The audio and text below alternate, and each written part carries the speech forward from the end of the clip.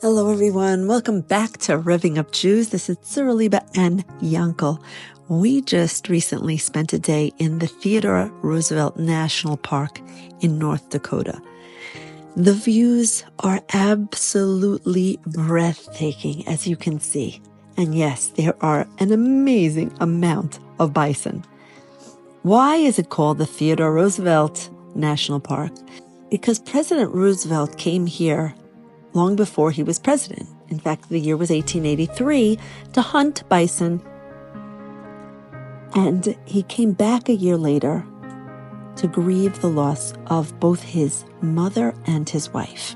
He then became a cattle rancher, and in this broken, challenging land, he found adventure, purpose, and wholeness. And though his ranch ultimately failed, his love for this rugged beauty of the land brought him back time and time again for the rest of his life. In fact, Roosevelt credited his Dakota experiences as the basis for his groundbreaking preservation efforts and the shaping of his own character. He was president from 1901 to 1909, and he translated his love of nature into law.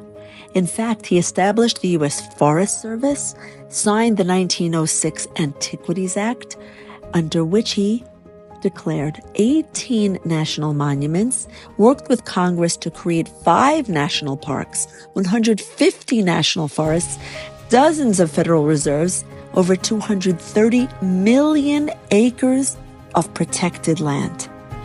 There's a very famous quote of President Roosevelt that says this: "I have always said I never would have been president if it had not been for my experiences in North Dakota." So I will ask you what I asked my husband Yankel. What's our take home from this? For me, it's a clear call to the power of a moving experience to alter the course of someone's life. What if that life-altering, soul-nurturing experience was at your Shabbos table, or your sincere empathy and compassion for someone, your invitation to something special?